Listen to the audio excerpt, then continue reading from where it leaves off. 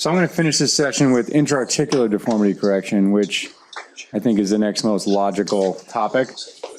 And this is something that I've appreciated more recently in the last few years, that when you have a deformity that's actually inside the joint, you kind of need to deal with that. You can't just cut outside the joint and try and make the mechanical axis straight and ignore what's going on intra-articularly. So if possible, an intra-articular realignment is optimal when there's an intra-articular deformity. So, what gives you an intra-articular deformity? Well, there are basically two flavors. One is a congenital deformity like Blount's, right? Congenital developmental, where the child grows with a sick growth plate and then the joint becomes deformed in the joint. And another one's trauma, where you have typically a tibial plateau fracture that's fixed in a poorly reduced position or settles, and you have a step off in the joint. Not so much a depression, but the whole plateau is down. Those are the two flavors that I've seen fairly recurrently. So here's a 29-year-old with a tibial plateau fracture. It was fixed. And you can see how the lateral joint is quite depressed compared to the medial side. Yes, there is more central depression, but the entire plateau is down, really. At this point, you can see she has a large valgus deformity. So we've been looking at valgus deformities today. Rob had an awesome talk about valgus deformities. Is it femur? Is it tibia? How do you manage this? Closing wedge, opening wedge. This is a valgus deformity that was generated completely from trauma, and it's all intra-articular.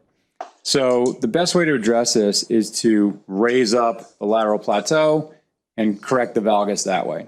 And that was the plan. So instead of trying to do a distal femoral osteotomy, right, which you saw lots of, there's no deformity in the femur. That's not the issue. So we put a femoral distractor on, treat this kind of like a plateau fracture. That then opens up the lateral space, and then perform a essentially linear cut down the whole column so that there's a lot of good bone you can grab with a plate, and then raise this up.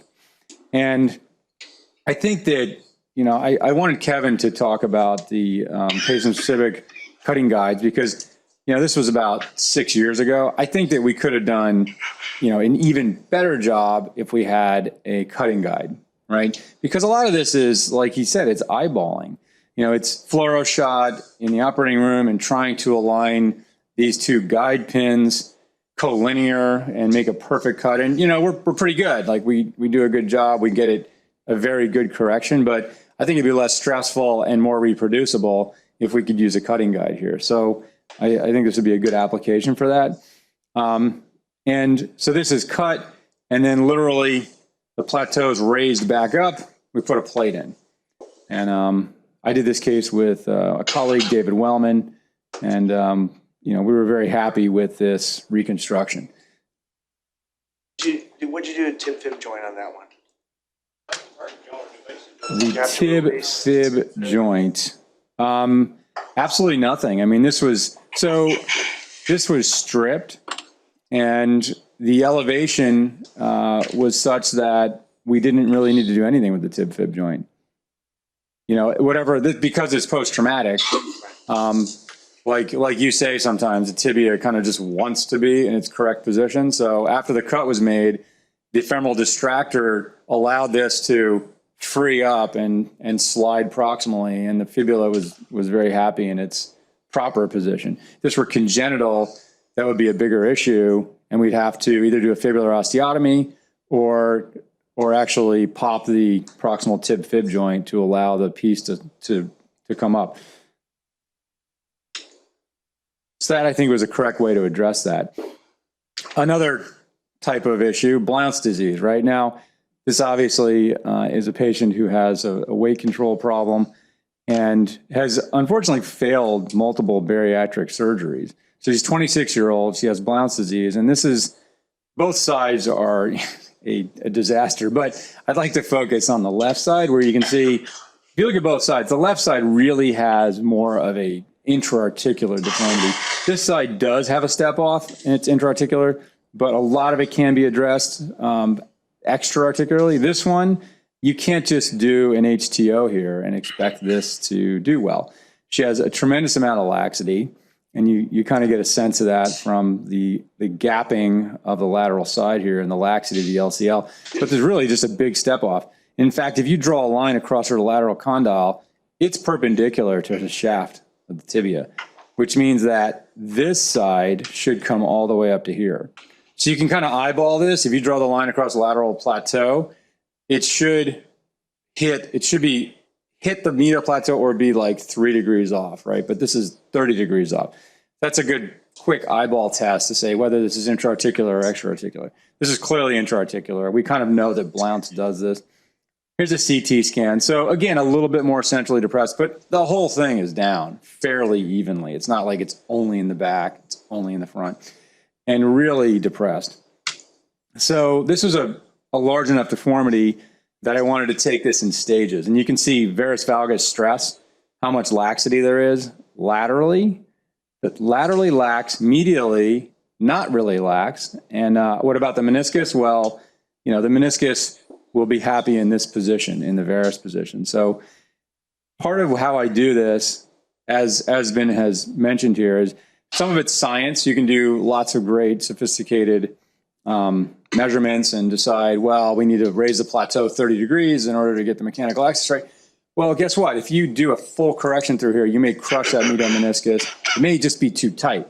And you may not get healing of your wedge. It's a huge wedge if you open that 30 degrees. On the other hand, if you just the goal of the intra-articular correction is to get rid of the laxity in the joint, so there's not an unstable joint. So what I actually do here is a similar approach. Put a femoral distractor on or an external fixator medially, reduce the laxity, just eliminate the laxity component, push it in its maximal valgus stress position, and then elevate the plateau to fill that space.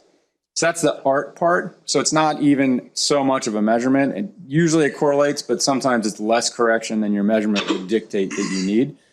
And then elevate that plateau until it comes up to rest in the correct position.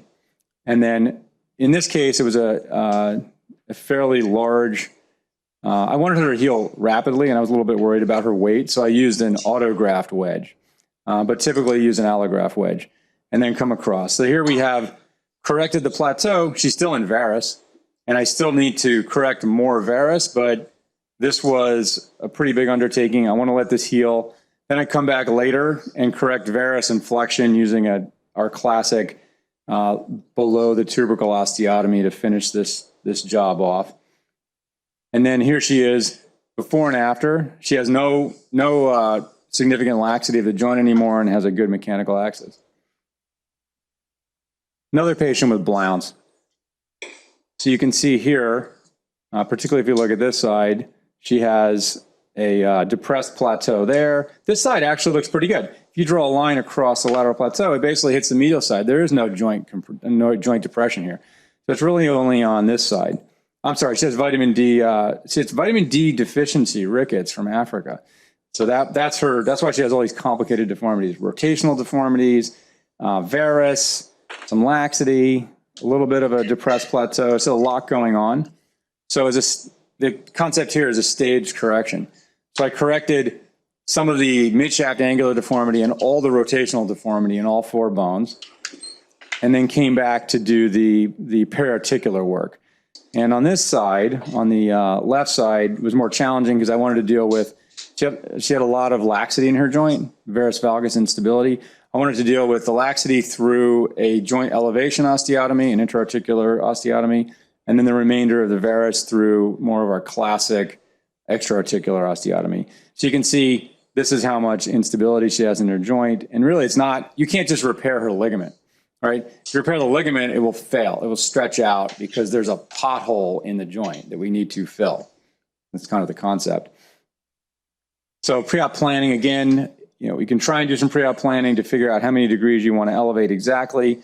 And in this case, it was simpler because it was only about a 7-degree elevation that she needed. But you can see even intra-op, I corrected the extra-articular deformity in the femur, and you can see intra-op how much laxity there is in the joint as we stretch from varus to valgus.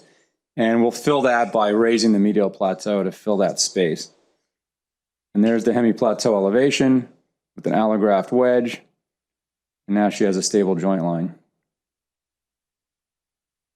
On the other side, she's going to need just a simple closing wedge when she's she's kind of had enough surgery, when she's ready for that. I actually ran into her at, can you see her legs here? They look very straight. She's clerking at one of the congressman's offices and, you know, walking beautifully, and she's super happy with her result, and she's getting on with her life, right? She wants to be in politics. She wants to be an advocate, and here she is. She's in Washington doing her thing, exactly what Peter's saying. Like, it's not just the surgery. Like, what happens after that? She's moved on with her life. She would never have the confidence to go to Washington and get involved in politics if she's walking around with big bow leg deformities and, you know, having knee pain at 20 years old. So there have been studies on this, and mostly in children. There are some post-traumatic studies as well, and adult studies. There's one study out of China, and they actually did this osteotomy together, the hemiplateau elevation and the infra-tubercle osteotomy simultaneously. It was an acute opening wedge, looks familiar, and then they put a frame on and did the closing wedge. Did the gradual correction through the metaphysis. That's a lot of surgery, and I would worry with an allograft wedge if that had a pin infection or something that we could end up with a horrible deep infection. So I haven't ventured to do them both simultaneously, but it can be done.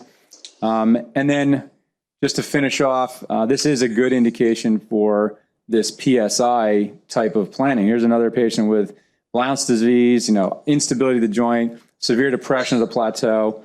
How do you fix this? Well, this is really a biplanar deformity. This is the angle of her slope of her tibia. It's incredibly depressed in the sagittal plane. I'm not that comfortable that I can get this just by eyeballing it and, you know, winging it in the operating room. So I'd rather get technology involved and do some 3D planning with the cutting guides. And this is called a Chibo cut, where you make instead of just cutting one angle, one angular cut, you make a double cut, like a biplanar cut, which gives you more bone stock. And this is what one of the companies who's representing this here actually taught me, and I thought it was very interesting. So this is what the planning looks like, a lot like what Kevin was showing you. That's where the plate will go. And in the end, I got a good correction. She still needs a metaphyseal osteotomy to correct now global flexion, but the intra-articular correction I was really happy with. You can see what the wedge looks like in there. That's femoral head allograft, big piece of wedge to correct varus and particularly that sagittal. I recommend you guys, if you're interested in this topic, read these two limb deformity journals, JLLR and STLR. Great journals. Come join the LRS and come to downtown to hang out with us this summer for the LRS meeting.